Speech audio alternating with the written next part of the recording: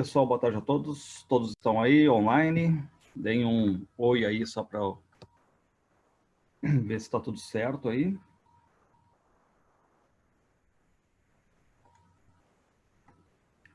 Boa tarde, eu estou de fone, então... Não sei se semana passada eu usei fone também, né? Mas reduz um pouco os ruídos, tá? O som tá bom? Tá tudo ok aí? Boa tarde, então, a todos. Então vamos seguindo. Eu vou abrir aqui, procurar os nossos slides aqui.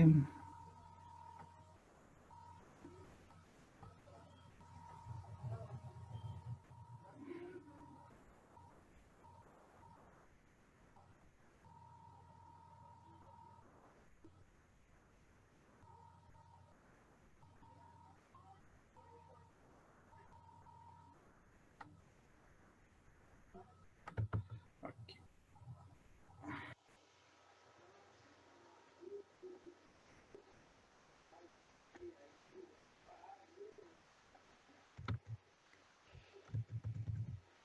Então tá. Ó, só para lembrar então, né, eu vou passando aqui os slides, tá? E se vocês tiverem qualquer dúvida no meio do caminho aí, perguntem, tá? Porque eu vou agora, a gente já passou por isso até eu chegar lá no romance romântico, né? Então a gente viu como é que funcionava aqui o romantismo, no sentido, né, de ser um movimento voltado exatamente a esse sentimentalismo, a essa evasão, essa idealização, a linguagem adjetivada, e que no Brasil encontrou as melhores condições do mundo para se proliferar, digamos assim, porque tudo casava, uma independência do Brasil, a chegada da família real, imprensa, faculdades, novo público leitor, novos gêneros literários surgindo, certo? Então, tudo isso aí, claro, né, foi cativando um novo público, foi fazendo a coisa acontecer no sentido de ter um sistema literário, ter autores, obra, público, leitor. Aí a gente começou falando sobre a poesia. A poesia, você sabe, ela se divide em 3 gerações aqui, cada qual com uma temática, digamos, diferente, né? A primeira foi mais nacionalista, indianista, destaque todo para o Gonçalves Dias aqui, a sua canção do Exílio, o seu Ijucapirama, enfim. Aí a segunda, vocês sabem que é aquela geração ultrarromântica, ou mal do século, ou byroniana, aquela extremamente intimista, aquela de linguagem não elevada, mas muito mais doce, no sentido, né, de ser aquele poema de ser declamado. Aí vocês tiveram um pequeno gêniozinho da poesia, que foi o Álvares de Azevedo, porque lembrem que ele morreu com 20 anos e 7 meses, e tudo que ele tem é póstumo, e mesmo assim tem muita coisa, o corpus de análise dele é gigante, comparado, por exemplo, né, com o seu parceiro da mesma geração ali, que era o Casimiro de Abreu, que morreu tendo publicado uma obra, mas uma obra curta e não deixou muita coisa para nós. Eu sempre costumo comparar o Casimiro de Abreu, não sei se vocês, eu sei que não é da geração de vocês, mas vocês claramente já ouviram falar na banda Mamonas Assassinas. O Mamonas Assassinas, ele estourou de um jeito, mas de um jeito que eles nem se preocuparam em fazer um segundo CD, por exemplo. Então a coisa está tão forte que eles todo do show, durante todo segunda a sábado shows e domingo eles estavam em programas de TV. Reparem, foi uma carreira meteórica, só que curta. Lembrem que morreram todos e o que aconteceu, eles não deixaram muita coisa além daquele álbum, uma, duas, três músicas. Então eu sempre comparo o Casimiro meio com Mamonas Assassinas. O corpus de análise do Mamonas, tu vai ver, tem o quê? Tem 15 músicas e terminou.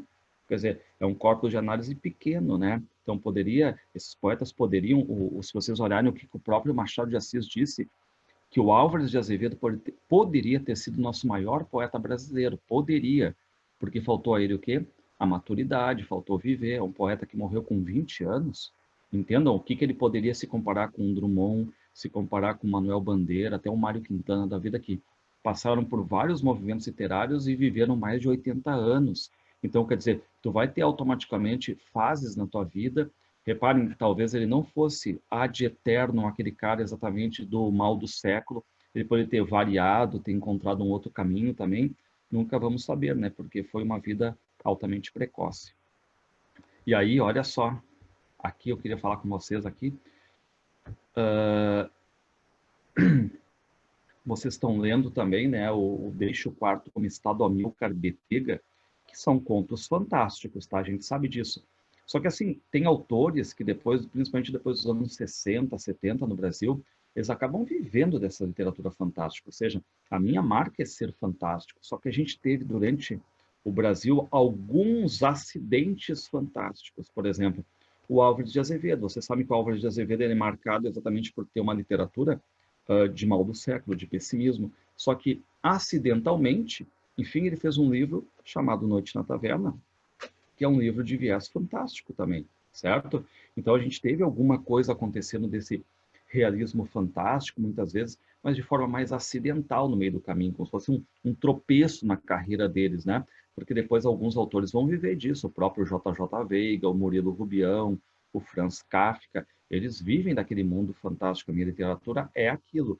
E não, por exemplo, uma vírgula que eu escrevi. Eu escrevi um conto, assim, escrevi uma obra, assim, né? O próprio reparem o espelho do Machado de Assis, daquele conto. Ele tem uma toada um tanto, né, fantástica também, quando ele vai se olhar no espelho com a farda e ele se vê inteiramente, mas ele tira a farda e ele não se vê nada. Aquilo já é um princípio da coisa mais fantástica, que a gente sabe que o Machado de Assis está querendo criticar, que é a questão da aparência versus a essência, a farda representando a aparência, mas tu já tem um viés que quebra um pouco a realidade. Nós estamos fundindo o real com o irreal ali. Também tem essa toada toda fantástica, tá?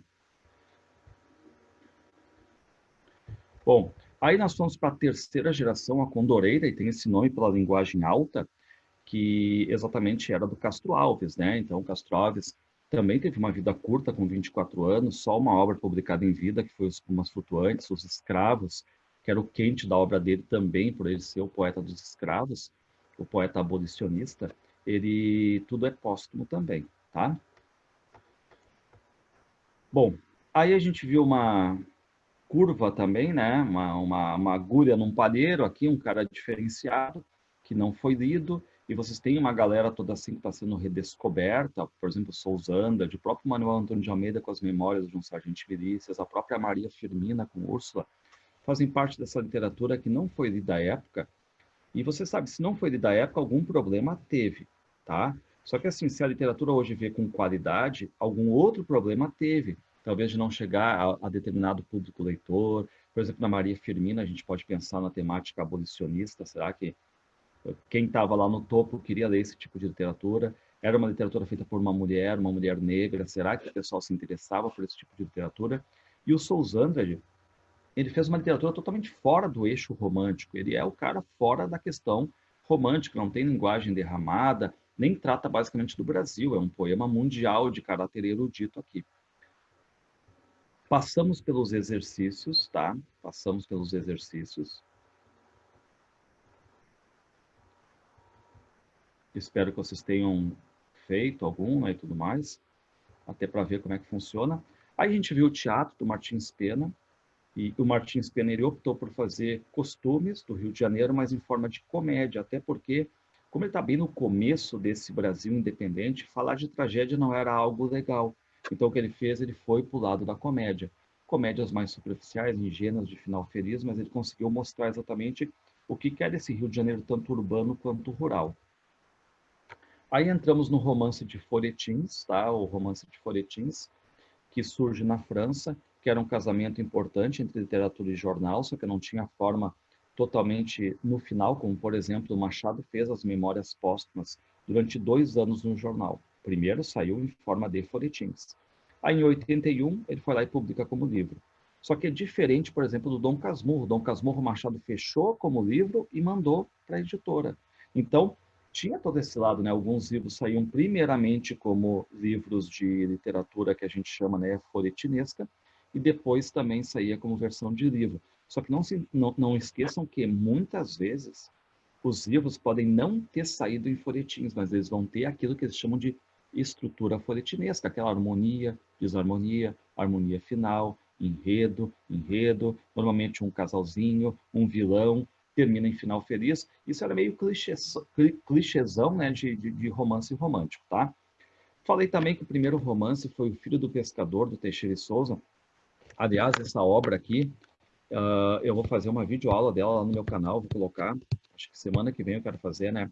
Desmistificar um pouco essa questão de que muita gente fala do Filho do Pescador sem ter lido e acaba dizendo, nem considera Moreninha, mas por que não considera o Filho do Pescador? Ele é um bom livro, é um livro cheio de reviravoltas, é um livro legal, que tem uma estrutura um pouquinho diferenciada, tem uma espécie de ponto de vista do narrador no começo dos capítulos, ele dá uma explicada do ponto de vista mais assim, né, moralista, mas ele é um bom livro de enredo bom e tudo mais. E aí eu vejo que muita gente fala assim, sem nunca ter lido o livro, como se fosse o livro uma aberração da natureza, e muito pelo contrário, ele não é. Bom, aí em 44, então, é dado como o primeiro grande romance romântico A Moreninha, do Joaquim Manuel de Macedo, tá? E aí a gente viu que as estruturas folhetinescas, elas tinham essa questão toda, né, de sair assim no jornal, o jornal dava às vezes uma página, meia página, era uma coisa assim bem, como é que eu posso dizer para vocês, do jornal antigo, sufocante, assim, reparem que eles não dão nem muita margem entre as linhas, eu vou estico até a ponta, o que dá, assim, né, quase que total aproveitamento da página.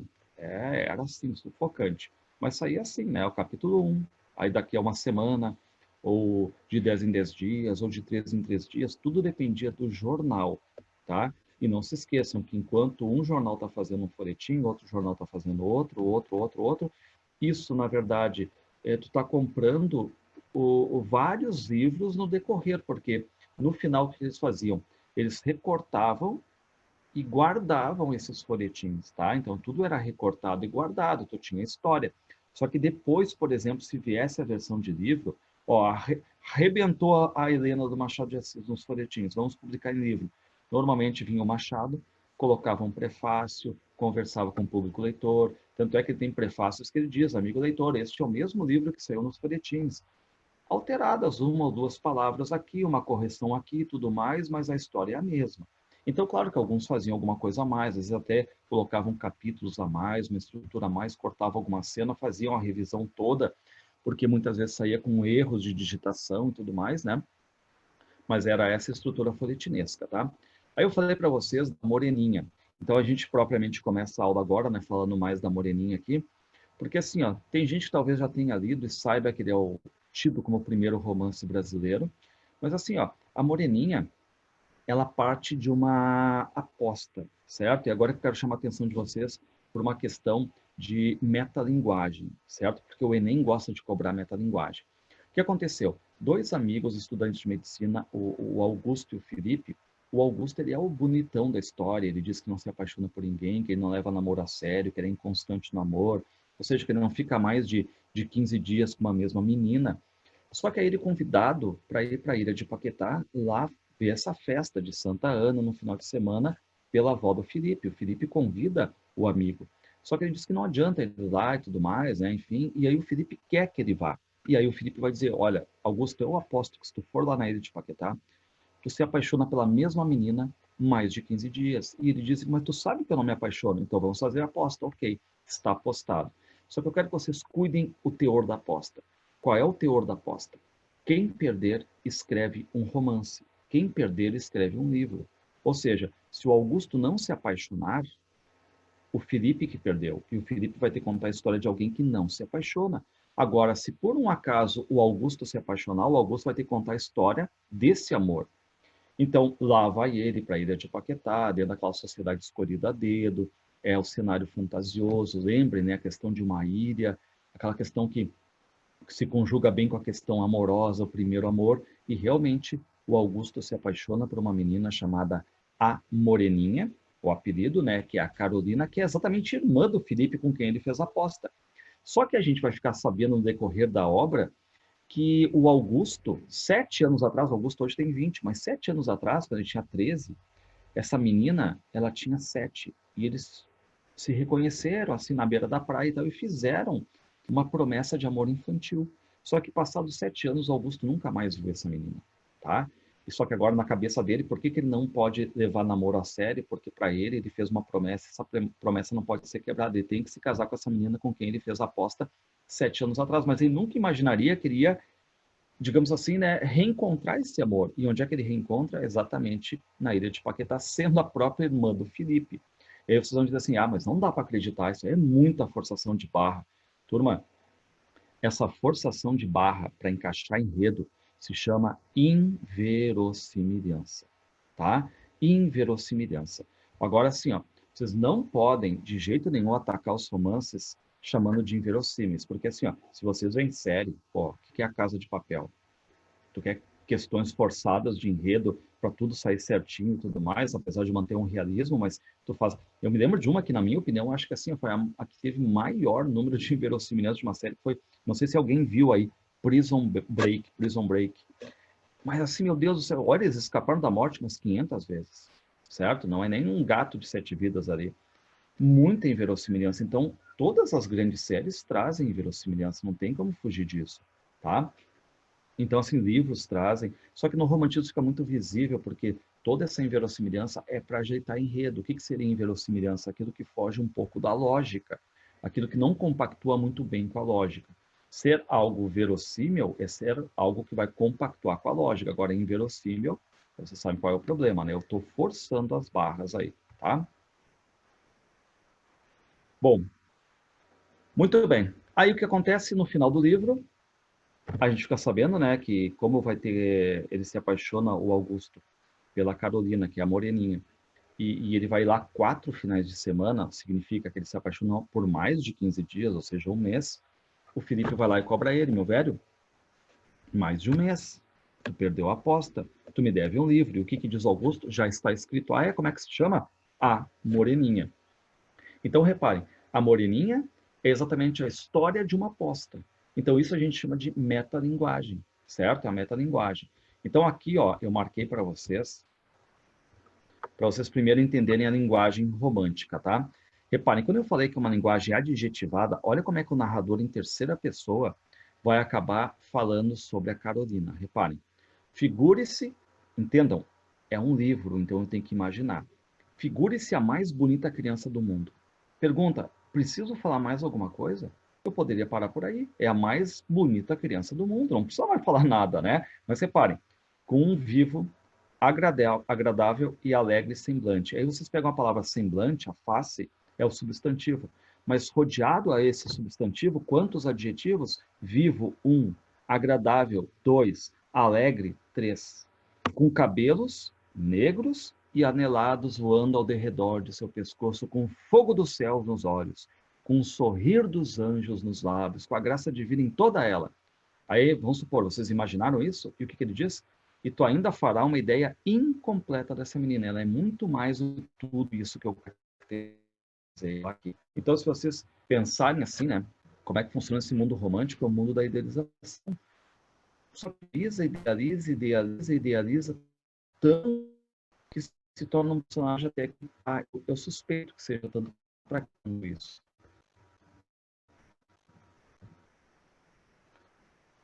Pessoal, a internet que está dando como minha como instável, só me dá um alô se tá tudo ok. Só um alôzinho aí. Se tá tudo ok. Tá rolando tudo numa boa.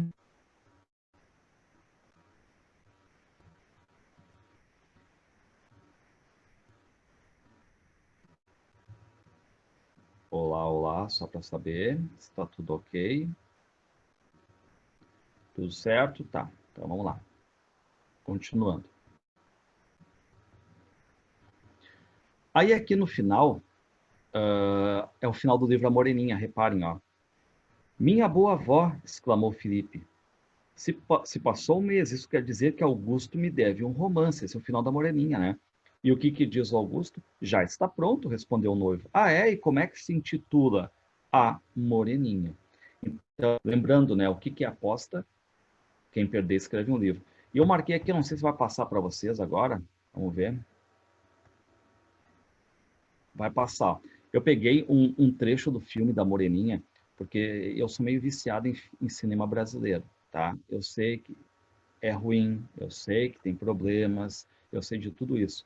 Mas todos esses filmes sobre obras literárias eu vi, eu baixo no meu computador, corto todos eles e pego as melhores partes e comento, tá?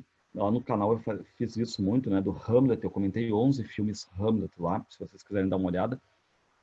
E aí, no final da Moreninha, até tinha comentado com vocês, né? É legal que eles fizeram uma adaptação, ou seja, ele perdeu a aposta, só que ali não é quem perder escreve um livro, quem perder faz um filme. Reparem agora.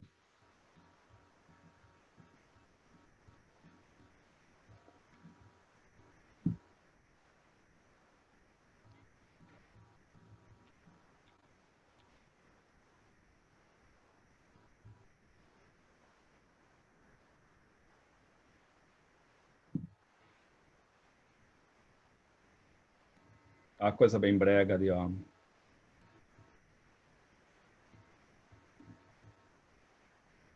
E é legal que eles mostram os bastidores do filme agora.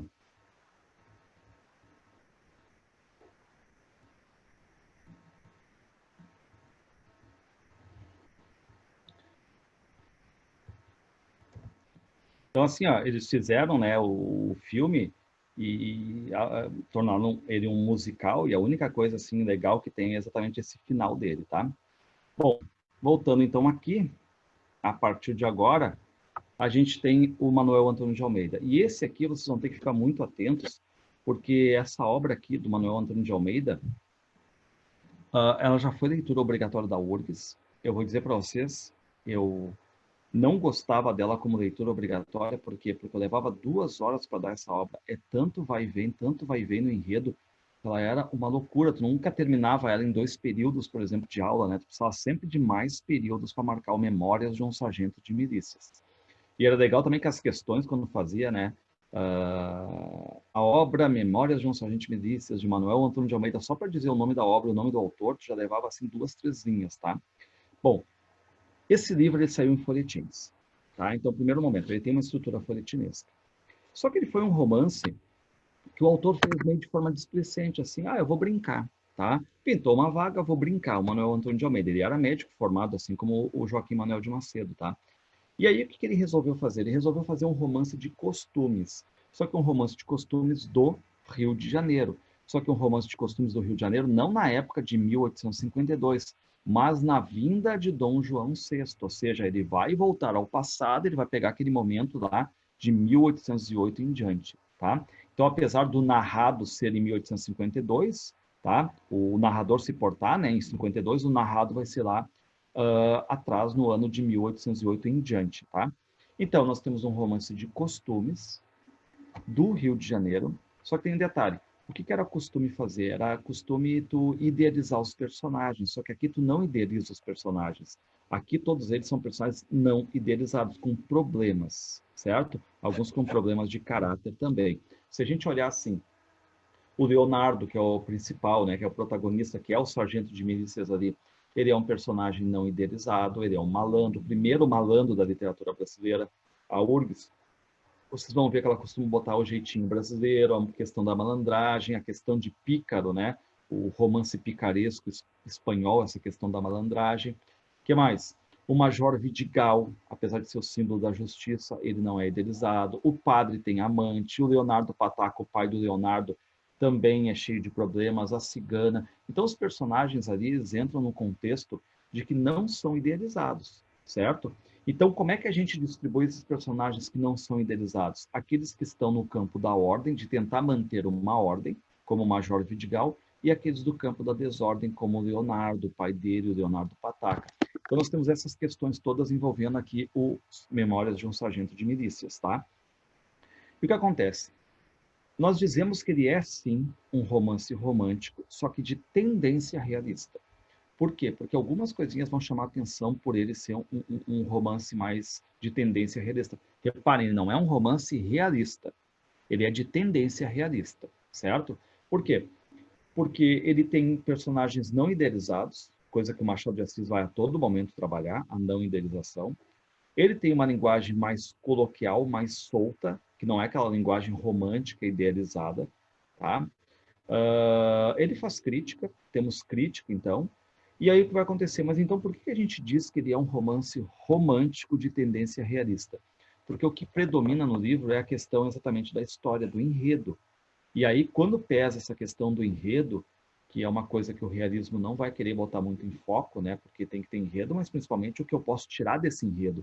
E aqui o Manuel Antônio de Almeida, como eu falei para vocês, para dar uma aula dele completinha, é 2 horas. Por quê? Porque vai e vem de personagens. Então, isso pega muito forte. Você tem também a questão do final feliz, isso aí também, né? As obras realistas, elas não têm final feliz, elas têm final crítico, aquele final assim para chocar. Peguem lá o Cortiço, peguem Memórias Póstumas de Brás Cubas, peguem o Dom Casmurro, o Quincas Borba, são finais que chocam, Casa de Pensão, finais de que chocam o público leitor. E aqui não, aqui tudo caminha para um final feliz, para uma organização, tá? Dentro desse livro, porque o Leonardo depois, né, imaginem vocês, Quem não entendeu ainda inverossimilhança? O Leonardinho, ele vai crescendo, ele é um malandro, só que chega uma hora que, enfim, se tu não tem emprego ali, tu não pode simplesmente fazer baderna, porque existem as pessoas que trabalham. Então, se as pessoas trabalham, elas querem ali, e aí vocês entendam, né? Como é que era a questão toda em 1800, que está lá em 1808 e tudo mais, como é que era a questão toda de luzes naquela época, tá? Tu não tem a energia elétrica que tu tem hoje. Então, por exemplo, tu tinha lampiões, tu tinha aquelas luzes de óleo de peixe que acendia e ficava aquela fuligem e tudo mais. Então, quer dizer, o que que eles faziam? Eles sabiam que eles, ali pelas 7 horas da noite, acabou o teu mundo. É hora de tu deitar, porque tu vai acordar 5 da manhã. Quem leu o Cortiço sabe disso. Não é que eu acordo cedo por uma questão de acordar cedo. O primeiro clarão, eu já estou me levantando, porque eu tenho que aproveitar o máximo possível a claridade que o próprio dia me dá. Então, como eles não tinham essa energia elétrica na época, então tu acordava cedo. Então, reparem, né? Ali pelas 7, 8 da noite, já está todo mundo. Por que que as jantas eram 6, 7 horas? Exatamente por isso aí, porque tu se deitava mais cedo, tu dormia mais cedo. Então, tu tinha todo esse aspecto. E aí, essas pessoas que ficavam, digamos assim, infernizando a vida de outras, como o próprio Leonardinho, chegava lá o major com a sua tropa de granadeiros, digamos, né, e dizia, ó, prende, prende. E essa prisão variava, essa prisão ficava alguns dias, algumas horas, mas no sentido de que, olha, tu vai conseguir exatamente o emprego, porque se tu ficar de malandragem, tu há de ser preso. Não tem essa questão de malandragem aqui, vai ficar. E o Leonardinho a todo momento é um malandro, ele não para emprego. Então, a todo momento, o Major Vidigal quer prendê-lo. Prende, ele solta, prende, ele foge, e assim vai indo durante toda a obra. Só que só para você ter uma ideia, ele tinha um amor da vida dele, que era a Luizinha. A Luizinha era o amor da vida dele. Só que acontece, ele perde essa Luizinha para um outro cara. E no final ele está preso. Agora reparem, tu está terminando o livro com ele preso e com o amor da vida dele com outro. Aí, bom, final triste, final trágico, não, porque a gente está no romantismo. O que, que o romantismo usa? Inverossimilhança. Ele puxa aquela arma chamada inverossimilhança e ajeita tudo. Reparem, o marido da Luizinha morre, ela fica viúva, aí está sobrando uma vaga de sargento de milícias, por exemplo, né? E aí, como vê que o Leonardinho está precisando de emprego, está sendo preso por emprego, dão esse emprego para ele, e ele vai lá, vira sargento de milícias, faz, digamos assim, esse relacionamento com a Luizinha, agora está solteira, né, viúva, e acaba ficando com ela, terminando com um final feliz, ele empregado e ele com o amor da vida dele. E detalhe, o barbeiro que tinha criado ele, que tinha grana, morreu e deixou toda a herança para ele. Termina bem de vida, casado com o amor da vida dele e com um emprego bom. Então, entendam, né? O Memórias de um Sargento de Milícias, ao praticar essa questão da malandragem, a gente consegue ver, né, um pouco desses costumes do Rio de Janeiro também, a organização policial administrativa, as profissões lá das baianas, porque ele vai percorrendo essas camadas da pequena classe média, da classe média e tudo mais, tá? Então, até hoje, o Memórias de um Sargento de Milícias é uma obra bem badalada, já foi leitura obrigatória da URGS, mas ela é muito de enredo, enredo, enredo, enredo, enredo, enredo. É isso que nós encontramos, né? Uma obra extensa no sentido de enredo. Bom, aqui a gente vai falar agora do José de Alencar, tá? Agora sim, não sei se vocês perceberam, até então a gente está falando de autores que são bandas de uma música só. Ou seja, o Joaquim Manuel de Macedo, o que ele tem para nos oferecer? A Moreninha. Não que ele não tenha outras coisas, tem o Moço Loiro, um até mais satírico, A Carteira do Meu Tio, que é muito bom, tá? A Luneta Mágica, também muito legal. Mas assim, ele ficou conhecido classicamente com a Moreninha. Aí tu pega lá o Memórias de um Sargento de Milícias, foi o que o Manuel Antônio de Almeida fez, ele fez só essa obra, basicamente. Agora tu entra no José de Alencar. José de Alencar ele foi um cara que fez muito mais obras do que ele. Detalhe, ele conseguiu emplacar 4 clássicos. Então ele não é homem, banda de uma música só, por exemplo. Ele conseguiu enquadrar vários e vários clássicos aqui. Só que antes de conhecer as obras dele, vocês lembram que ele tentou um projeto nacionalista. Tá? O que consistiria o projeto nacionalista? Primeiro que o Alencar ele é um cearense. Só que ele sabe que não adianta ficar no Ceará, porque o mundo da literatura do Brasil é o Rio de Janeiro. Tudo que acontece no Brasil é o Rio de Janeiro, que é a capital. Então, o que adianta eu estar publicando coisa no Ceará lá que não vai ter talento literário, o sucesso todo mais, né? Então, o que ele fez? Ele migra para cá, ele era formado em depois dos anos 70, por exemplo, ele fica brigando com todo mundo, ele fica a mais. Nesse momento, o José de Alencar vai escrever obras bem românticas. Enquanto ele escreveu, ninguém destronou ele. Ele foi o cara do romantismo. Ele começa a escrever em 1856 e até o ano que ele morre, em 77, ele fica os anos 50 como melhor, 60 e 70 como melhor escritor brasileiro, tá? Nem quando o Machado de Assis estava começando, conseguiu destronar o Alencar, porque o Alencar ele morre em 77, 4 anos depois tem as Memórias Póstumas de Brás Cubas. Então o Alencar ele nasce e morre sendo um romântico. A vida toda ele foi um romântico. Claro que um romântico que no finalzinho vai ter tendências realistas, vai ser crítico, vai colocar estruturas mais críticas, ácidas na sua obra, mas ele foi um grande romancista romântico, tá? Ele tinha um projeto nacionalista. O que era o projeto dele nacionalista? Algo quase que impossível de fazer, mas ele tentou, que era representar o Brasil no tempo e no espaço. Ou seja, ele pegou o Brasil gigantescamente, dividido, né? Naquela época não eram 27 estados, mas enfim, ele dividiu aquilo ali e disse, eu vou fazer romances de norte a sul, leste a oeste, no tempo e no espaço, ou seja, antes de 1500, 1600, 1700, 1800. Então, se tu entrar na obra do Alencar e perguntar assim, eu queria um livro que fosse antes, que acontecesse antes de 1500, ele vai dizer, eu tenho o Birajara. Eu queria um de 1600, eu tenho, tem Iracema, tem Guarani, um de 1700, tem as Minas da Prata, um de 1800, tem Senhora Diva Lucila, 5 minutos, enfim, então reparem que no tempo ele variou, tá? E no espaço também, de norte a sul, leste a oeste, ele fez uma obra chamada O Gaúcho sem nunca ter pisado os pés no Rio Grande do Sul, só para você ter uma ideia. O tio dele lutou na Revolução Farroupilha e disse, olha, há um estado assim e tudo mais, que vive mais essas guerras de fronteira, essa questão toda que era nós, o Rio Grande do Sul. Então, ele foi especulando essas obras todas aí, muito na sua questão de imaginação ali, que foi o grande dele. Então, a URGS gosta de trabalhar e o Enem também, essa questão que antes de ter sido um grande escritor, ele fez um projeto nacionalista, certo? O que é esse projeto nacionalista? Consistia em radiografar ou mapear o Brasil no tempo e no espaço, de norte a sul, leste a oeste, antes de 1500 até os anos que ele está escrevendo ali, 1800 e pico, tá? Então, guardem aí, projeto nacionalista, projeto nacionalista.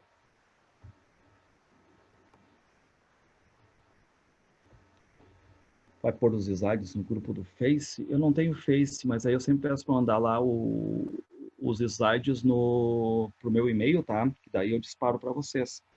Eu estou só acrescentando naqueles que eu mandei semana passada alguns detalhes agora. Vou acrescentando, né? O romantismo tem questões aqui, tá? Mas depois vocês me peçam lá no e-mail.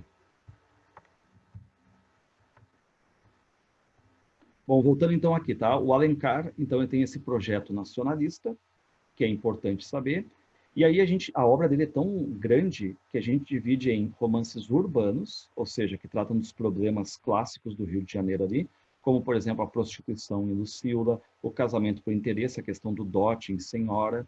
Tem os romances históricos, que é a Guerra dos Mascates, as Minas da Prata, ou seja, essa questão toda de guerras que aconteceram no Brasil. Os regionalistas, e lembrar, né, regionalista ou sertanista, porque nessa época sertão não tem a definição que a gente tem hoje de sertão. Naquela época, sertão se chamava local desconhecido, e a literatura quer mostrar esse local desconhecido. Por exemplo, quem é que era o gaúcho? Lá vai o Alencar e mostra. Quem é que é o sertanejo? Ele mesmo sabe quem ele é, porque ele veio do Ceará, mas quem é que é esse sertanejo? Porque dentro do Rio de Janeiro tem aquele público afrancesado, a elite que está lendo, então tu não está vendo muito ao redor. E essas obras agora de caráter regionalista ou sertanista vão mostrar muito esse Brasil diferenciado, tá? E uma que fez muito sucesso também foi o mundo indianista. E vocês já estão acostumados com o indianismo, porque a gente viu o Ijuca Pirama, Leito de Folhas Verdes, o Gonçalves Dias fazendo isso na poesia, só que agora é no romance. O Birajara, que é o Senhor da Floresta, né? Iracema. Iracema, ele próprio inventou o termo, né? Ira com seme, que era lábios de mel, aí virou Iracema, e ele disse que mudou para Iracema. E o Guarani, que era uma tribo que não fazia ritual antropofágico, por isso que se casaram bem exatamente com a questão dos portugueses aqui, tá? Então, assim, o destaque que eu vou dar ali é para o romance Senhora, que é um casamento por interesse, naquela questão de para se casar tinham que ter um dote, e obviamente os homens sabiam disso, então os homens passeavam, sabiam como é que era a casa dos pais, como é que era aquela questão toda, como é que era o emprego do pai daquela menina, se tinha condições de ter um dote bom ou não. Era como se estivesse assim, dando uma entrada, né? Sei lá, 50 mil, 100 mil, 200 mil, variava conforme. Mas aquela ideia, né, de que o pai vai dizer, olha, se minha filha depois no futuro não vai ser uma mão de obra exercendo dinheiro, vai ser a dona de casa, então eu tenho que ter esse dote aí, né? Então é isso que acontecia. Basicamente aquele resquício que ficou da sociedade de hoje, né? Dizer que o pai da noiva paga a festa, certo? Isso é um resquício ainda do dote. Aí vocês têm o Lucila, que já foi leitura obrigatória da URGS, que fala sobre a prostituição, tá? Mas agora assim, ó, cuidem. O romance romântico, ele não quer macular, manchar, digamos assim, a questão do público leitor. Então ele não coloca cenas sexuais explícitas, não coloca nada disso aí, tá? Mas é um livro que fala sobre o Paulo, que narra em primeira pessoa, que se apaixonou por uma prostituta, só que a sociedade fica pressionando que aquele homem bom, interiorano, inocente, não pode ter o amor de uma prostituta. Então aí o que vai fazer o romance romântico? Vai ficar com aquele viés moralista, vai matar a Lucila, né, que é a Maria da Glória ou a Lúcia, e acontece isso, tá? O Gaúcho, depois eu quero falar sobre essa obra Gaúcho, viu? Essa obra depois eu quero conversar com vocês, porque aqui no Rio Grande do Sul teve uma sociedade chamada Sociedade Partenon Literário, que caiu este ano na prova da URGS, tá? E que fez uma resposta para esse livro, O Gaúcho. Chama-se O Vaquiano. Uma resposta tão ruim, mas foi a resposta, tá? O Gaúcho é bem melhor como obra. O Alencar é um bom escritor romântico, a gente não pode negar isso aí, tá? Iracema é a lenda do Ceará, ou seja, ele está no Rio de Janeiro e quer contar um pouco do seu, né? O que é a lenda do Ceará. E é legal de ver, assim, que alguma coisa da Iracema e do Guarani podem acabar respingando na prova do Enem quanto à questão de costumes dos índios, porque chega uma parte que a Iracema, ela dá de presente para o Martim uma rede, porque a rede era algo muito usado, né, pelos índios, até o Hans Staden fala isso, até o Jean de Derry fala isso, até teve uma questão do Enem dizendo que o Jean de Derry estava numa guerra, enfim, religiosa, e acabou usando uma rede, algo usado pelos índios. E o Guarani é um livro mais longo, né? O Guarani está sendo pedido por qual vestibular? Esses dias uma menina me pediu aí a videoaula do Guarani. Eu sei o Guarani, mas eu nunca fiz, que é uma obra extensa, ela tem 300 páginas, Iracema tem 150, o Guarani tem 300. Mas é uma obra legal. Eu acho legal as obras indianistas do José de Alencar. Eu acho ele um bom escritor, José de Alencar. Bom, agora vocês têm aqui o Visconde de Toné, tá? Bom, vocês podem chamar ele de Visconde de Taunay ou Toné. É francês, seria Toné, tá? Mas aí você sabe, né? Vai lá para fora, Ronaldo vira Ronaldo. Eles não estão nem aí. Então, tanto faz aqui chamar de Taunay ou Toné, certo? Ele tem um livro chamado A Retirada da Laguna, que é a questão do exército. Ele estava nessa questão toda da Retirada da Laguna, o Visconde de Toné. E um livro que até hoje é um livro bom, chamado Inocência, de 72. Inocência é o nome da personagem, tá? Então, assim, ó, Inocência acontece no interior do Mato Grosso, e nós vamos ter, então, essa Inocência, que é uma menina que está doente, ela tem sesões, que são dores de cabeça contínuas, não cessam, e o pai, o Pereira, está apavorado. A mãe morreu, a mãe dela morreu no parto, então ela está sendo criada pelo pai. E o pai está preocupado, né? Enfim, o que vai acontecer com a minha filha? Não tem medicina no meio do mato onde eles vivem, no meio do interiorzão. O que eu vou fazer da minha vida e tal? E aí aquela ânsia de que o pai pensa, bom, um dia eu posso morrer, e o que vai ser da minha filha? Ele promete a mão da filha dele em casamento para um vaqueiro meio abagualado lá, chamado Manecão. Ou seja, não com o consentimento da filha, aquilo que o pai acha que vai ser legal para a filha. Então aqui vocês já vão ter o quê? Uma crítica forte ao patriarcalismo, tá? Que tira, digamos, esse livre-arbítrio do personagem e impõe a tua condição, o pai decidindo o destino aqui, tá? Algo que, por exemplo, vai acontecer no Bernardo Guimarães, no Seminarista. Quem já leu Dom Casmurro também se lembra disso, né? A mãe do Bentinho tentou ter filho, teve um, morreu. E depois que ela diz, ó, Deus, como ela era muito religiosa, né? Se eu tiver um filho, for homem, se nascer, vai ser padre. e acaba acontecendo que o Bentinho, desde pequeno, né, enfim, já sabe que de antemão que vai ter que ser padre, mas aí você sabe, né, depois ele vai acabar saindo, se casando com a Capitu e todo o drama todo, né? Mas tinha muito dessa questão da sociedade patriarcal, ou seja, o meu pai é que define o meu futuro, tá?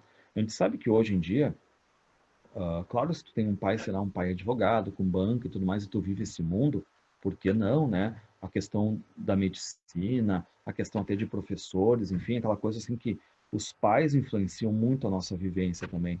Mas não que ele chegue e diga, ó, tu vai ser isso, isso, isso e ponto final. Quem é que viu aquele filme Sociedade dos Poetas Mortos? Lembra? O menino aquele, ele queria ir para o teatro, o pai não deixava, ele acabou cometendo um suicídio.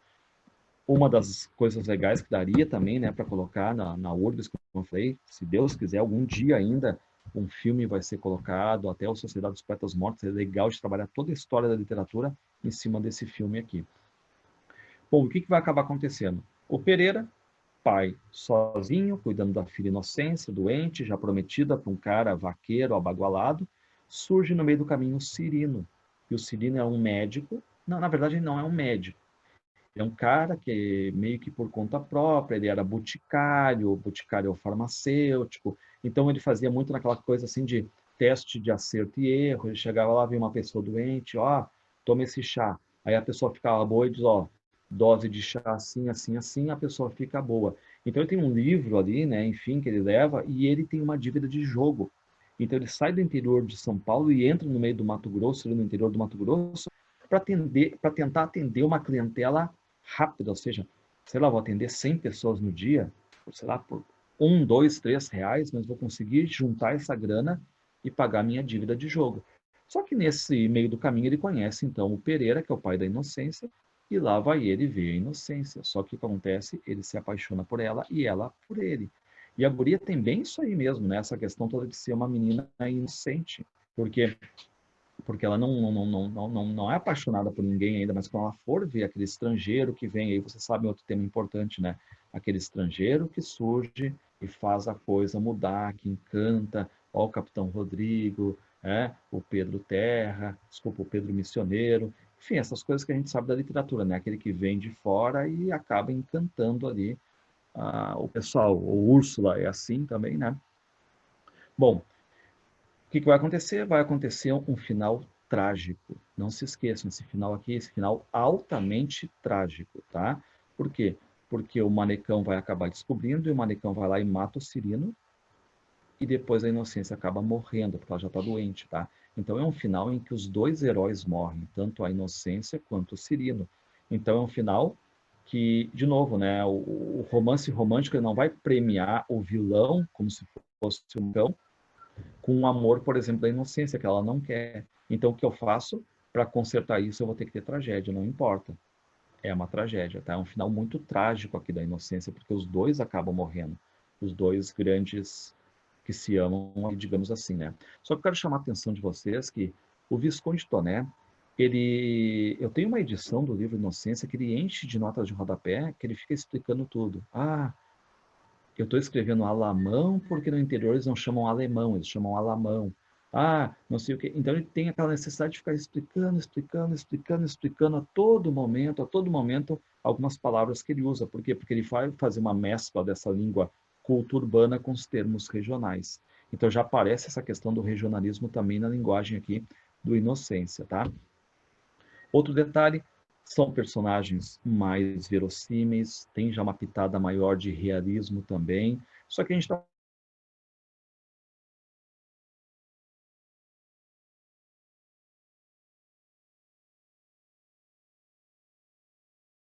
mesmo, né, que é caçador de borboleta, chamado Maier.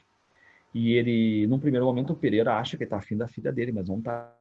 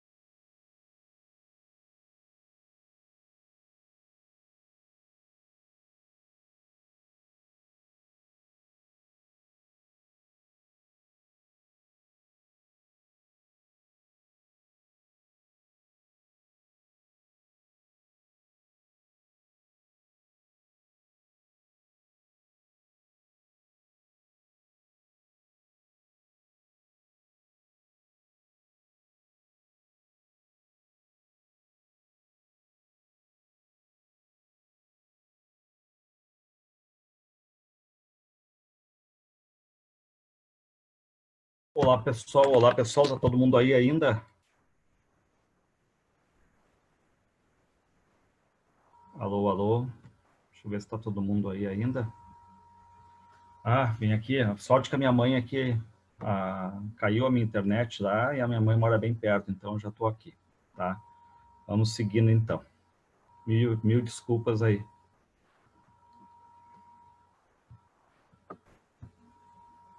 Cadê? Deixa eu achar aqui o slide.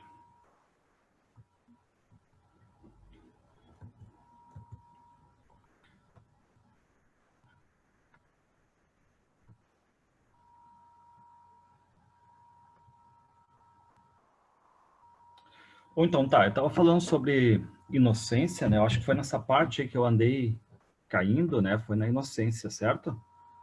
Só me dei um oi aí, foi na inocência, né? Aí eu falei para vocês que foi um final trágico, um final terrível dentro dessa questão aí, porque os dois protagonistas acabam morrendo, tanto o Cirino quanto a Inocência, tá? E aí só que tinha um alemão que aparece na narrativa que ele se chamava Mayer. Ele é escrito Meyer, né? Mas até o próprio o Visconde Toné diz, ó, se escreve Meyer, mas se pronuncia Mayer. Aquelas notas de rodapé um tanto desnecessárias assim, né? Que ele enche no livro. Iracema também tem cheia de notas de rodapé. Mas o que aconteceu? Esse autor aí, o Visconde Toné, ele colocou esse alemão exatamente para mostrar o quê? Aquela questão de valorização do sertão brasileiro. Por quê? Porque ele acaba descobrindo uma borboleta e essa borboleta vai ser reconhecida lá fora. E o que, que a borboleta era? Um símbolo da beleza do Brasil, mas não do Brasil urbano, o Brasil regionalizado, o Brasil de sertão, o Brasil aquele que nem todo mundo sabia, nem todo mundo via. Exatamente por quê? Porque era aquele mundo escondido, tá? Bom, um outro autor aqui, dentro desse sertanismo todo, se chama Bernardo Guimarães. O Bernardo Guimarães é engraçado porque eu acho ele um bom poeta. Ele seria hoje um poeta da segunda geração mal do século, tá? Mas a URGS não cobra ele como poeta. Até porque assim teve uma quando tem essas antologias, né, os melhores poemas do romantismo, aparece o Bernardo Guimarães.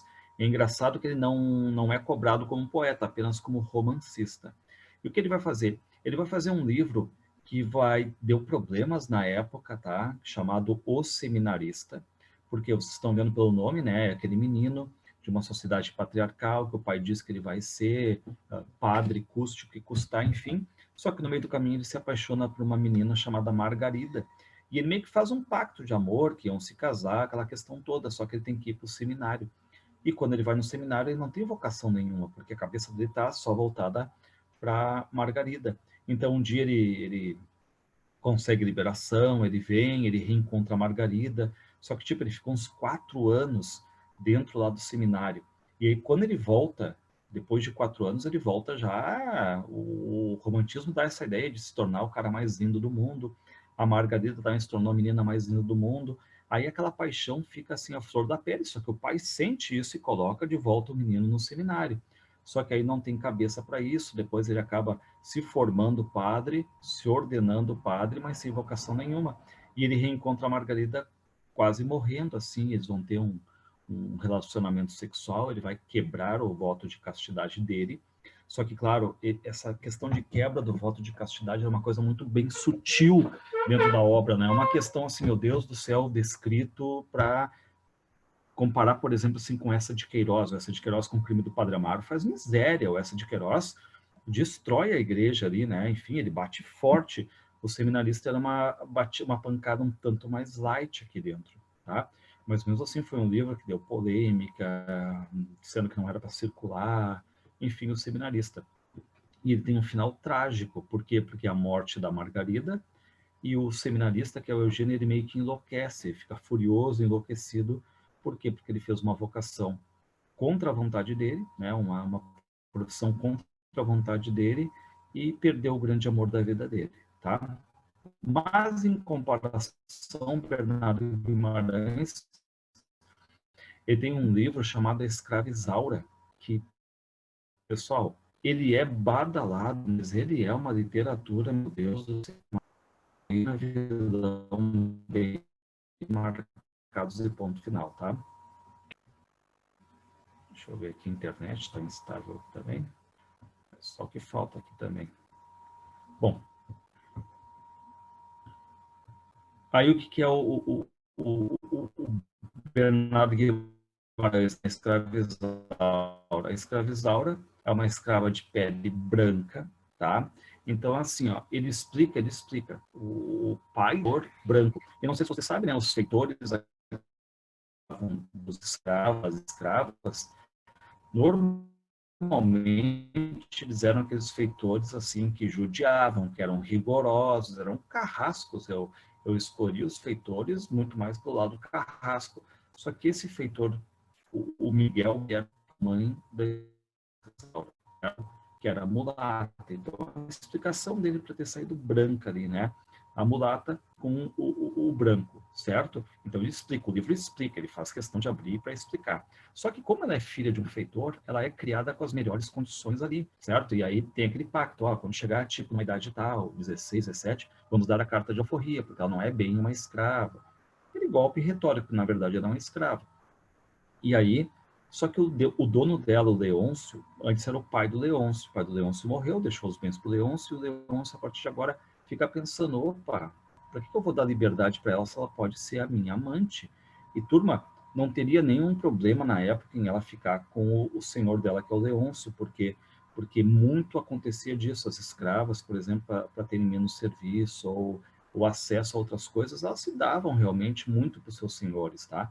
Mas isso era uma coisa normal, uma condição normal da época, né? Enfim, de aquela tua luta pela sobrevivência, de ter uma comida, um local para dormir melhor. Então, muitas aconteciam isso. Vocês estão lendo Úrsula, tem um pouco dessa questão também, no sentido, né, da escravidão aparecendo. Tudo isso aí acontece ali dentro. E o escravizauro que vai acontecer, a Isaura, o pai não aceita isso e tal, e acaba fugindo com a filha para Pernambuco. Só que aí começa uma caçada infernal do dono dela, o Leôncio, atrás dessa escrava. E lá no Pernambuco ela vai conseguir, então, achar o amor da vida dela, que é o Álvaro. E aí vocês têm no personagem Álvaro, aquele personagem que é abolicionista, que é republicano, que representa o novo Brasil, que vai fazer de tudo para ficar com ela. E qual é o golpe que ele faz para ficar com ela? Ele fica sabendo que o senhor da Isaura, o Leôncio, ele é aquele cara que é um mau administrador, ele vai comprando então todas as dívidas dele, e depois ele pede essas dívidas, e entre as dívidas, entre os bens do Leôncio, os escravos são um bem dele. Então ele acaba ficando com a escrava Isaura. E como é que termina o final da escrava Isaura? Reparem, o Leôncio, que é o vilão, ele acaba cometendo suicídio. Morre o vilão, e a Isaura e o Álvaro ficam juntos. Mesmo com a morte do vilão, tendo uma cena trágica no final, o final é feliz, porque mostra o ponto de vista do casal, ou seja, o bem triunfa nesse sentido, tá? Então aqui, ó, vocês podem falar 500 mil coisas sobre a escrava Isaura, que é uma escrava fake, eu sei, mas nós não podemos deixar de lado que a escravizaura é o alinhamento do Bernardo Guimarães dentro dessa luta abolicionista. Se sair um tiro um tanto fraco, não tem problema, mas ele tenta se alinhar a essa luta abolicionista. Não se esqueçam também que no Álvaro está presente a figura daquele que é o republicano, que é o abolicionista, aquele que quer modificar o sistema brasileiro, tá? E a escravizaura virou novela, minissérie, virou, você sabe, né, um clássico da literatura brasileira, apesar de ser um livro que não é um tanto interessante assim, tá? Tem livros melhores, né? Bom, então aqui eu quero fazer com vocês essas questões agora, tá? Sobre o romance romântico, tá? Então, assim, ó, eu vou falando aqui de novo, eu vou ler a questão e vocês, na mente de vocês, vão vendo se vocês conseguem responder essas questões aqui, tá? Tem da URGS e tem do Enem. Então, reparem, assinale a alternativa que preenche corretamente as lacunas do texto abaixo na ordem em que aparecem, tá? Muito bem. O primeiro romance brasileiro foi O Filho do Pescador, de Teixeira e Souza. Não apareceu a data, 1843. Só que diz assim, foi, entretanto, quem o responsável pelo surgimento do verdadeiro romance brasileiro? Reparem, eu nunca entendo bem esse verdadeiro romance brasileiro, tá? Mas tudo bem. Ou seja, se não é o Filho do Pescador ali, dado o surgimento do verdadeiro romance, quem foi o primeiro grande romance? Lembrem? A Moreninha, do Joaquim Manuel de Macedo, tá? Então, reparem, foi, entretanto, Joaquim Manuel de Macedo o responsável pelo surgimento do verdadeiro romance brasileiro com a Moreninha. Ponto. Ao fixar os costumes da sociedade carioca do seu tempo, atendendo às expectativas burguesas, este autor, ou seja, o Joaquim Manuel de Macedo, adequou o romance romântico europeu, lembrem, né, que eu estou copiando a estrutura europeu, aos cenários brasileiros, né, enfim, locais e as normas patriarcais. Então, só não botei aqui a marcação, mas você sabe, né? Então é Joaquim Manuel de Macedo, a Moreninha, europeu, locais. O gabarito é D, tá? Gabarito é D. Se vocês tiverem qualquer dúvida quanto às perguntas, mandem aí, tá? No chat aí, tá, turma? Então, assim, eu estou fazendo as questões só para vocês verem, né? Como a URGS às vezes faz umas questões um tanto incompletas, tá? E o quanto ela mostra o ponto de vista dela de rechaçar uma obra legal como Filho do Pescador e deixar a Moreninha como primeiro lugar. Vamos lá, então. Essa eu acho que era tranquila, né?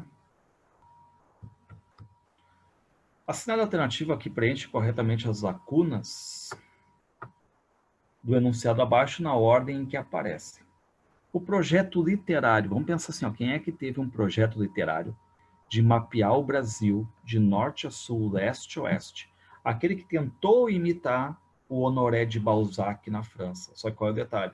O Honoré de Balzac vai pegar uma França que é bem menor que o Brasil, já está no movimento mais real naturalista, já é mais verdadeiro, e vai colocar um romance de cada região francesa, fazendo também esse mapeamento literário lá na França. O nosso José de Alencar tenta fazer isso, mas vocês imaginem, né?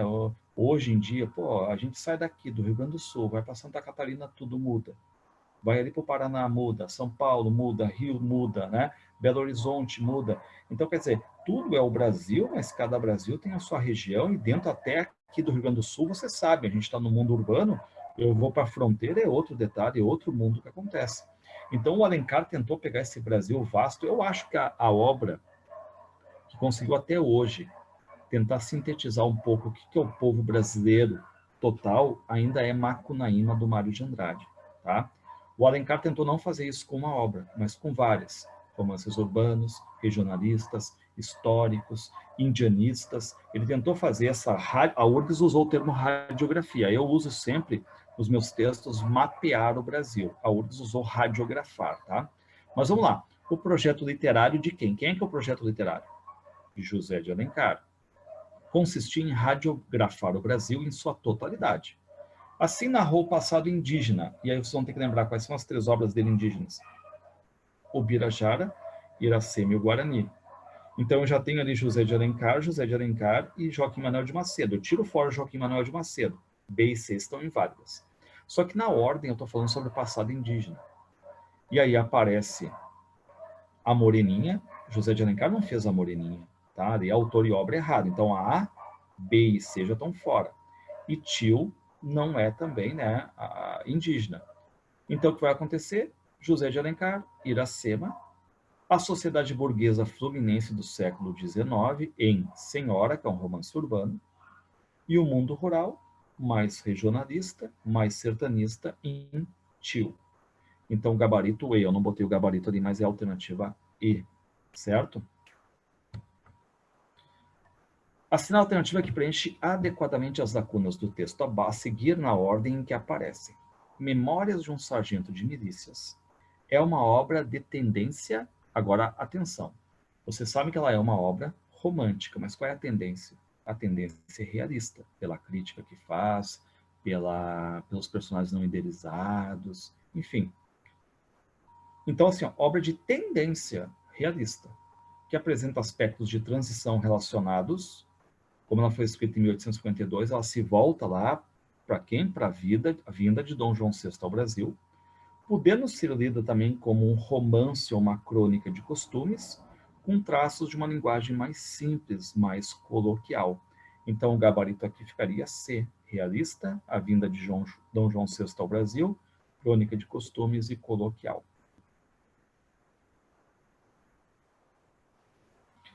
Considere as seguintes afirmações a respeito de Memórias de um Sargento de Milícias, de Manuel Antônio de Almeida.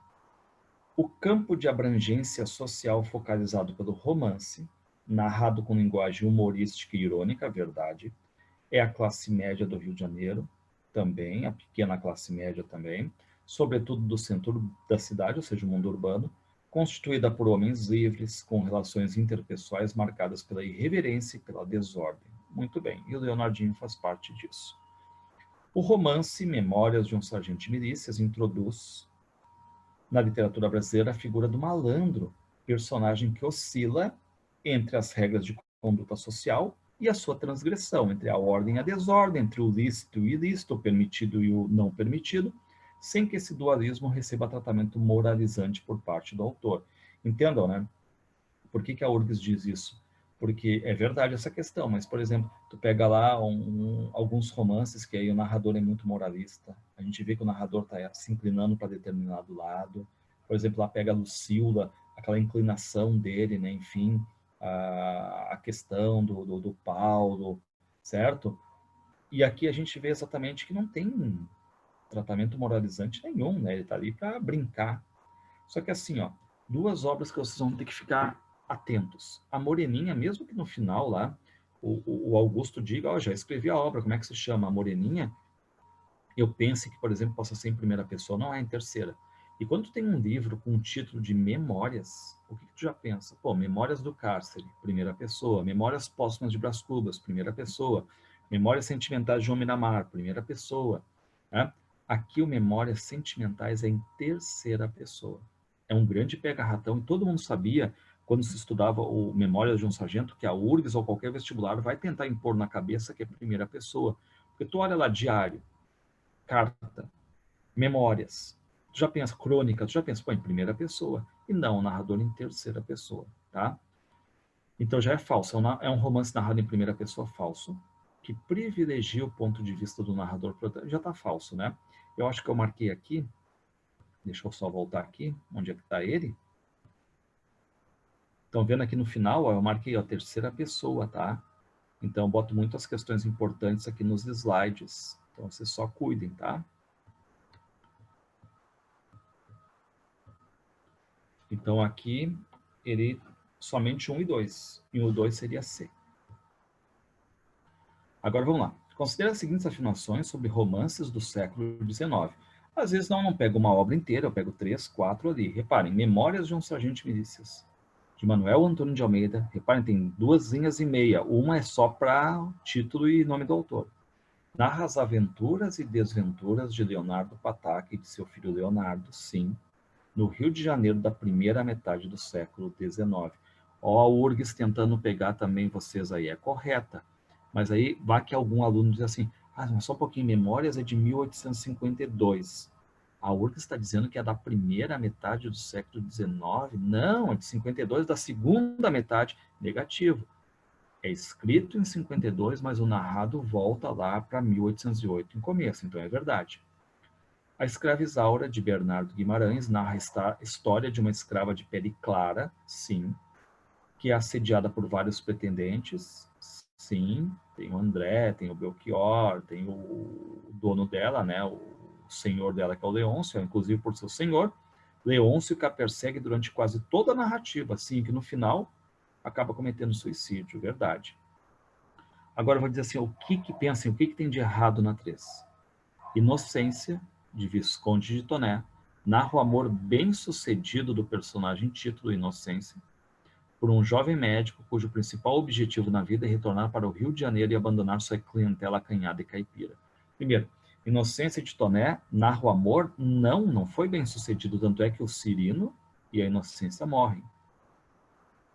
E nem o objetivo desse jovem médico, que nem é médico formado, né, ele é um princípio de boticário, de farmacêutico ali, na verdade ele é um caipira paulista, não retornar para Rio de Janeiro e tudo mais, tá? Então apenas 1 e 2 ali, seria C.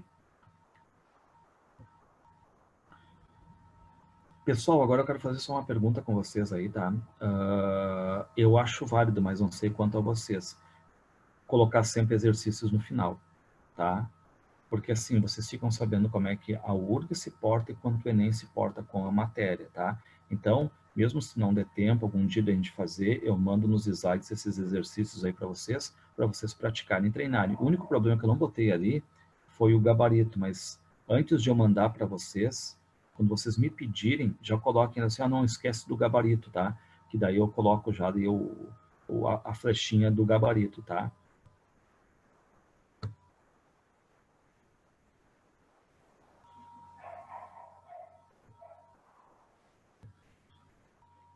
Então, voltando. Aqui o Enem. Olha só que legal a questão do Enem aqui, tá? A questão gigante, mas ela é legal, tá? Reparem, eu começo lá exatamente da inocência. Diz assim, ó. Deixa eu ver.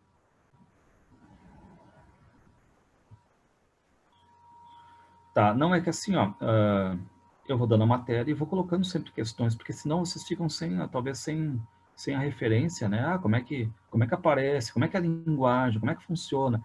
Vocês viram que a questão, vocês vão ver agora uma diferença, vocês viram questões da URGS agora extremamente tecnicistas. Eu tenho que saber o enredo em algum momento, ao final, como é que foi ali e tal, as questões técnicas de narradores e tal. Agora, quando chegar o Enem, reparem o que o Enem vai querer dizer sobre o romantismo. Reparem que é uma diferença agora, tá? De postura. Tanto que a questão já é gigante. Diz assim, ó. O sertão e o sertanejo. Ali começa o sertão chamado bruto. A gente está no interior do Mato Grosso falando sobre inocência. Nesses campos, tão diversos pelo matiz das cores, o capim crescido e ressecado pelo ardor do sol transforma-se em vicejante tapete de relva, quando lavra o incêndio que algum tropeiro, por acaso, ou mero desenfado, ateia com uma faúlha do seu isqueiro. Repare, né, que às vezes passa um vaqueiro e puxa o isqueiro dele e toca fogo na paisagem. Minando a surda na touceira, queda vívida centelha, ou seja, começa a pegar fogo. Corra daí a instantes qualquer aragem, qualquer ventinho, por débil que seja, e levanta-se a língua de fogo esguia e trêmula, como que a contemplar medrosa e vacilante os espaços imensos que se alongam diante dela. Reparem, né? Então vem algum tropeiro, toca fogo ali, porque eles acreditavam muito naquela questão, assim, como é que o nome é? Coivara. Não sei se já ouviram falar. Os índios faziam muito a coivara, que passado um determinado tempo eles tocavam fogo, porque eles acreditavam que depois que tivesse tudo incendiado, nova chuva, viria tudo com mais força. E hoje a gente sabe que a gente queima nutrientes do solo e tudo mais, que a coivara não é positiva, mas eles achavam que a coivara era algo positivo. Ou seja, já deu o que tinha que dar, deu a fruta e tudo mais, toca fogo na relva, depois volta com mais força. Eles tinham essa noção, tá? E é isso que está acontecendo aqui, ó. O fogo, detido em pontos aqui e ali, a consumir com mais lentidão algum estorvo, vai aos poucos morrendo até se extinguir de todo, deixando como sinal da avassaladora passagem, nossa, quanto adjetivo, né? O alvacento lençol que foi lhe seguindo os velozes passos. Por toda parte, depois do incêndio, é só melancolia. Por toda parte, de todos os lados, depois do incêndio, tétricas perspectivas. Agora, qual é a mudança? É cair, porém, daqui a alguns dias, uma copiosa chuva, uma chuva possante, e parece que uma varinha de fada, sabe aquela varinha de condão, toca nessa natureza toda queimada, e o que acontece? Uma varinha de fada andou por aqueles sombrios recantos a traçar às pressas jardins encantados e nunca vistos. Entra tudo num trabalho íntimo de espantosa atividade de renovação. Então, só para vocês pensarem, né, na cena. Tem um verde, tem uma relva, alguém vai ali, um tropeiro. Reparem, né, que esse tropeiro ele pode estar ali por acaso ou mero desenfado, ou seja, tocou fogo. O fogo vem um ventinho, tal, fica aquele incêndio. Tu olha, fica tudo destruído, aquelas tétricas figuras, como diz ali. Porém, passam alguns dias, caiu uma chuva, é como se alguém ali, de uma forma mágica, tocasse e a natureza toda renovada vem forte, forte, forte, tá? Esse é o trecho. Agora, reparem que o Enem perguntou. O romance romântico teve fundamental, ele vai contextualizar. O romance romântico, esse mesmo da Carolina, do Alencar, do Manuel Antônio de Almeida, do Bernardo Guimarães, do Visconde Toné, teve fundamental importância na formação da ideia de nação. Sim, porque tu tem um compromisso com a pátria, a partir de agora o Brasil é independente. Considerando o trecho acima, é possível reconhecer que uma das principais e permanentes contribuições do romantismo para a construção da identidade da nação é o quê? A possibilidade de apresentar uma dimensão desconhecida da natureza nacional, marcada pelo subdesenvolvimento e pela falta de perspectiva de renovação. Bom, um ponto está verdadeiro. Tu vai apresentar algo que é desconhecido, que é o sertão e o sertanejo. Mas só um pouquinho, falta de perspectiva de renovação, não. Quando vem a chuva, se renova. Consciência da exploração da terra pelos colonizadores e pela classe dominante local, isso não está dito ali. O que coibiu a exploração desenfreada das riquezas naturais do país, não está dito isso. Construção em linguagem simples, realista e documental, só um pouquinho. Linguagem simples. Vocês viram o quanto tem de adjetivos, tá? Ou seja, uma linguagem adjetivada. Sem fantasia ou exaltação. Pô, varinha de fada, né? Isso aí é exaltação, fantasia. De uma imagem da Terra que revelou o quanto é grandiosa a natureza brasileira. Reparem qual é o correto AD. Expansão dos limites geográficos da Terra. Ou seja, eu estou conhecendo o sertão, tá? Que promoveu o sentimento de unidade do território nacional, ou seja, aquele sertão também é meu, eu não sou só aquela pessoa do mundo urbano, tá? Por isso que aqui no Rio Grande do Sul, vocês podem ver, né, como quando alguém canta, sei lá, um canto alegretense, uma querência amada, é aquela questão do sentimento de unidade, ou seja, eu posso não morar na fronteira, mas aquilo ali me pertence também no sentimento de unidade de território nacional, no caso, o território do Rio Grande do Sul.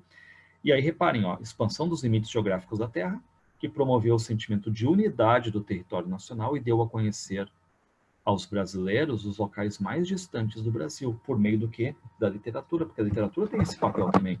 Olha, imaginem vocês o Machado. O Machado de Assis nunca saiu do Rio de Janeiro, foi uma vez para Minas Gerais. Mas, então, quer dizer que ele vai passar a vida toda sem conhecer quem é que é o cara regional, o cara do sertão, o cara histórico, enfim, claro que não, porque a literatura faz isso. Reparem, como é que é o título? Olha ali, ó. O sertão e o sertanejo. Olha o que diz o Enem. Valorização da vida urbana e do progresso. Não tem nem cabimento. Valorização em detrimento do interior do Brasil, formulando um conceito de nação centrado nos modelos da nascente burguesia brasileira. Eu estou olhando para o sertão, então gabarito D, tá? E aqui, uma questão legal também que o Enem colocou, tá? Eu acho críticas legais essas questões do Enem. Reparem, ó. É um trecho da escrava Isaura. Pobre, o Enem não coloca assim, lei, como faz a URGS, né? Leia o trecho abaixo, extraído do romance A Escrava Isaura, de Bernardo Guimarães. O Enem só coloca a referência depois lá embaixo. Ó. Pobre Isaura. Sempre e em toda parte esta contínua importunação de senhores e de escravos que não a deixavam sossegar um só momento. Como não devia viver atribulado e aflito aquele coração? Ou seja, não é só atribulado, é aflito também. Agora, qual é o detalhe que vocês vão ter que perceber aqui nessa questão? Que a Isaura, ela sofre mais os problemas sentimentais do que os problemas físicos. Então, a gente está pegando uma parte da escravidão no Brasil. Por que a escrava Isaura é deixada de lado muitas vezes? Por quê? Porque a escrava Isaura está falando de sentimento. Cadê as torturas? Cadê a Bertoleza do Cortiço? Cadê a Susana do romance Úrsula? Não há, como é que eu posso dizer para vocês? É uma escravidão light, porque quais são os maiores sofrimentos da Isaura? Vindos do coração, do sentimento, porque tem 500 pessoas que estão afim dela. Dentro da casa, contava ela 4 inimigos, cada qual mais porfiado em roubar a paz da alma dela e torturar o coração. 3 amantes, amantes não no sentido que a gente tem hoje, tá, turma? Amante no sentido de que já está com alguém. Amante é aquele que ama. Não tem necessariamente objeto de amor, mas ama.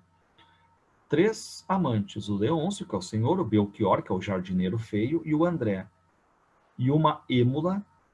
Eu peguei essa questão da internet aqui, mas estou vendo que faltam 500 mil acentos também, né?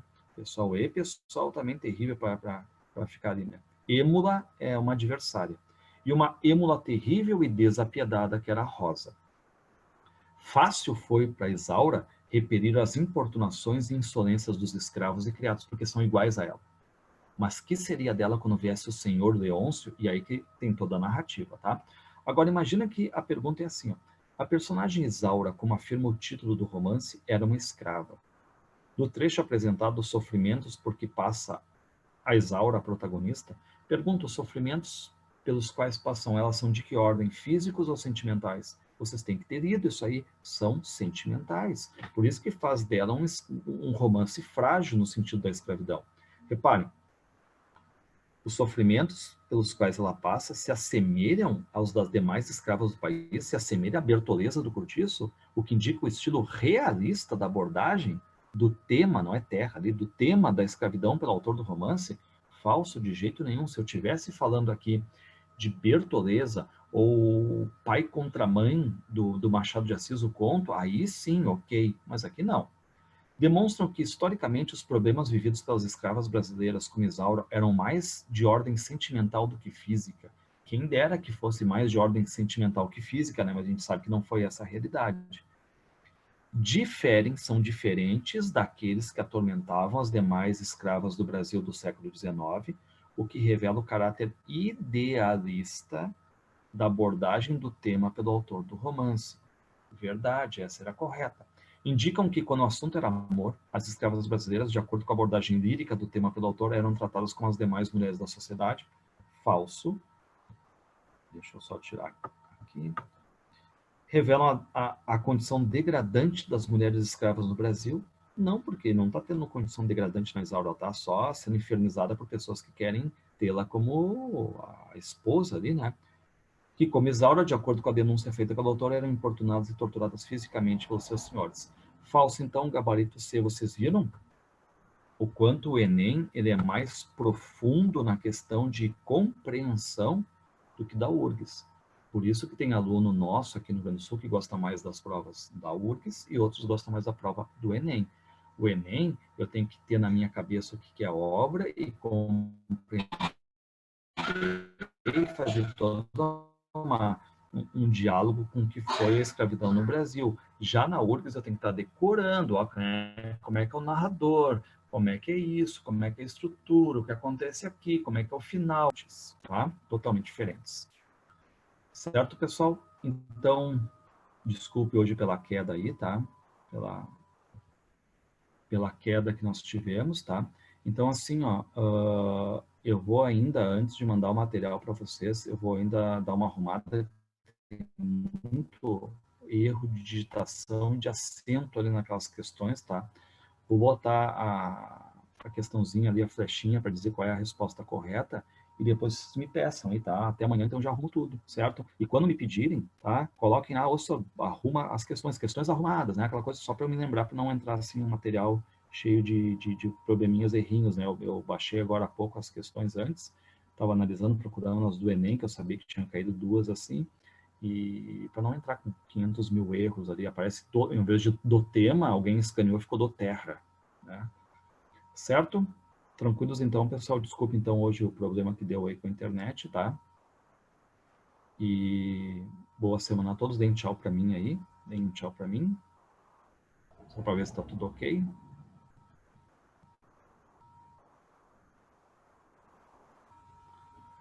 Então tá, não esqueçam então de pedir o materialzinho, tá? Firmes, fortes, vamos lá, vamos seguindo essa nossa luta aí até a semana que vem. Semana que vem, deixem todos os sonhos em casa, tá? A gente entra no realismo. Aí a coisa mudou.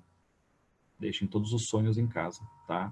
Aí é terrível. Machado, a Luísa Azevedo e essa de Queiroz, meu Deus do céu, tá? Abraço a todos, então.